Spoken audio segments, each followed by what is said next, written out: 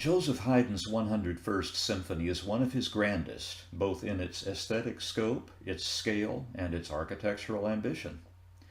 By that last, I mean Haydn's amazing formal innovations, which include the hybrid form of the second movement, the best of ABA, theme and variations in rondo forms, the recapitulation of the first theme as a double fugue during the finale, and a minuet movement whose scale far exceeds that of any parallel movement Haydn ever wrote.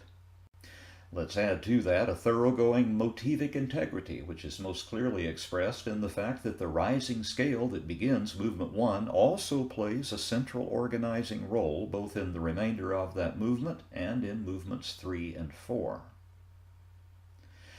The symphony's perhaps unfortunate nickname, clock, refers to an accompaniment pattern in its very entertaining second movement, a steady tick-tock, or maybe better, tock-tick, that underlies much of the music. In this case, as in many others, it was not the composer who coined that nickname. This was the second symphony that Haydn's London audience heard on his second visit to that city in 1794 to 95, receiving its premiere on March 3rd of the first of those years.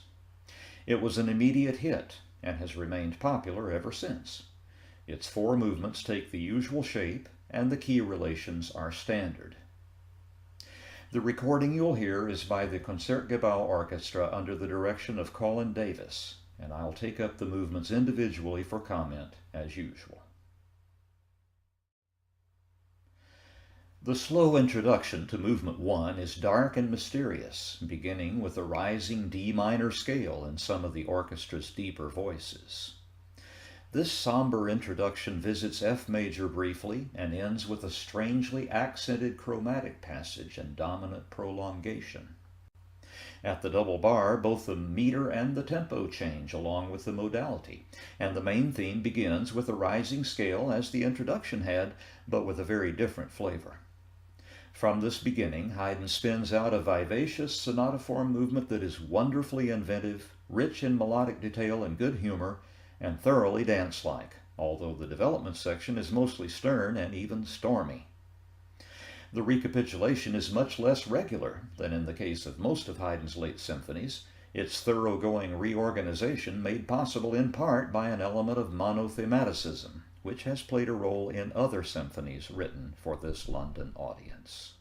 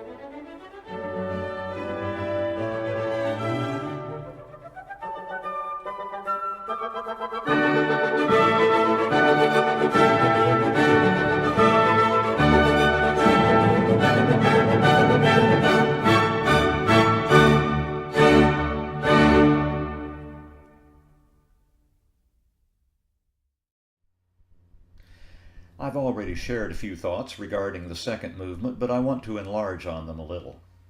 The movement is set in G major, the symphony's subdominant key, and a steady tick-tock accompaniment accounts for the work's nickname. This movement represents a synthesis of several musical forms, with ABA clearly furnishing its point of departure. The A theme is a bright, cheerful theme organized in 2 repeated strains, a very familiar pattern in Haydn's second movements. The proportions are a little unusual, the theme's second strain being 3 times as long as its first, but other than that we're on familiar ground. Theme B, which is set in the parallel minor, affords a vivid contrast to the gentle theme that precedes it, and is worked out in a thoroughgoing developmental way, adopting dotted rhythm belligerence at its climax. The return to theme A is a return to the tonic major, and the theme is varied considerably, so we now have to reckon with a touch of variations form. Its apparent ending seems quite definitive, albeit a little premature. What happens next, after a considerable silence, is a remarkable surprise. The music starts up again, apparently in G minor, but soon taking on the flavor of E flat major, the flat submediant key, for further development. Formally speaking, this is quite close to the formal plan that we encountered in the corresponding movement of Haydn's Military Symphony, the one that I treated in my last video, but which was in fact composed and premiered after this one. At this point in the composition, we have to acknowledge that Haydn has also had the rondo pattern in view all along, and a splendid tutti return of the A theme, its rhythmic profile now dominated by sextuplet's 16th note groupings and therefore representing yet another variation of the main theme, completes the rondo scheme. After that wonderfully unforeseen development, all that remains is a quiet coda, which brings this splendid movement to its calm G major ending.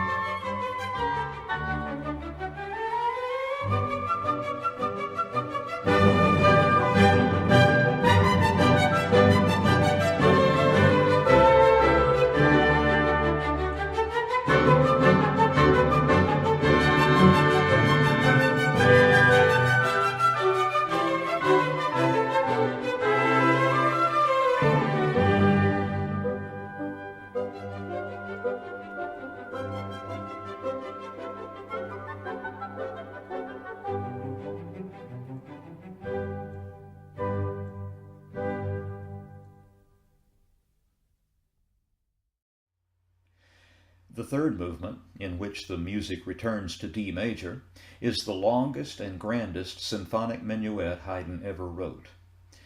Its opening melodic profile presents us with yet another instance of the rising scale that placed such an impress on movement 1. This is apparent if you focus on the theme's downbeats. I've actually dissected it for you during the Da Capo reprise, so you'll be able to see what I mean when we get there if you haven't already figured it out. I need to spend a little time talking about the contrasting trio, which is also in the symphony's tonic key. First, the significant texture change at the onset of that trio furnishes a hint as to why sections like this are called trios in the first place. In earlier dance music, minuets were usually presented in alternating pairs, with the second of the pair presented by a smaller group of instruments than the first, usually 2 trebles and a bass, hence the name. There is a particular feature of this trio that requires some explanation. If you happen to own or have at hand the Dover reprints of these late Haydn symphonies, the problem will immediately become apparent. Haydn writes out the repeat of the trio's first strain, which cost him twice the effort that would have been needed had he simply resorted to the shorthand of repeat signs, as usual. There's a reason this strain's repeat is written out, and I'm going to explain it. At the beginning of the trio, the orchestral strings thrum a quiet accompaniment consisting of an insistently repeated D major chord. Over it, a solo flute plays a tall melodic arch. The highest notes of that arch suggest a chord different from the one the strings keep insisting on. Any composition teacher would consider that a mistake, mark it in red, and subtract a couple of points for carelessness.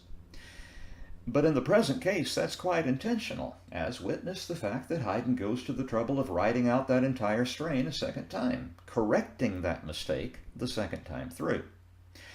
In other words, he was sharing a particularly wry musical joke with his audience.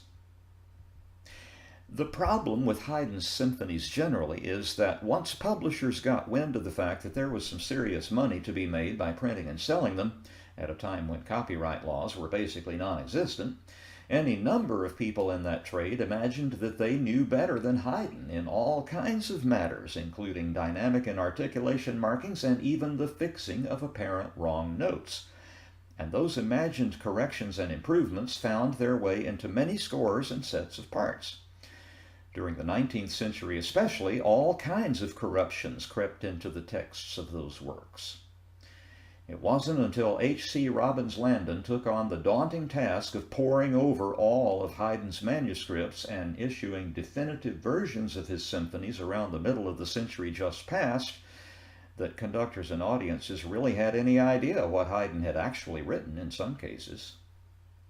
A lot of corrupt editions are still readily available, including the aforementioned Dover reprints, in which Haydn's delicious musical joke has been corrected.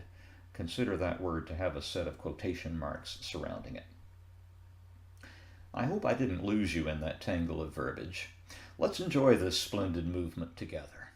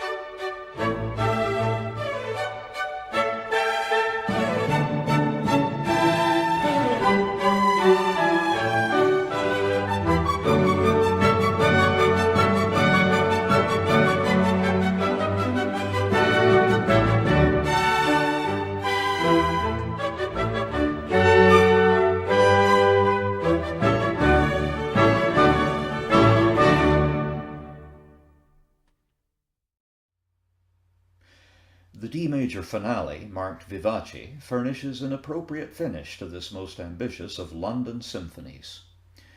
Cast in the hybrid sonata rondo form, a plan pioneered by Haydn himself, this is one of the composer's most elaborate and difficult final movements. Its first theme, which also serves as refrain for the rondo dimension of the essay, is set in 2 repeated strains, both of which close on the tonic. That happens also to have been the plan of the A theme of Movement 2. And the rising scale shape of the first theme, presented right at the beginning by the first violins, is yet another example of the basic motive that has been on the composer's mind ever since the first movement's slow opening measures. In this movement, the formal emphasis is on the rondo dimension of the hybrid form, a fact that is made particularly evident by the setting of its second episode, which does service as a formal development, in the parallel minor, also a feature of the second movement, as well as the return of the main theme to begin the movement's coda. The most remarkable single feature of this finale is the return of theme 1 as a double fugue at the recapitulation. The whole thing must have left the heads of Haydn's audience spinning, and it has the ability to do that still. This is music that seems fresh every time I hear it, which during these dark days is quite often. This is how I fill that God-shaped hole in my heart.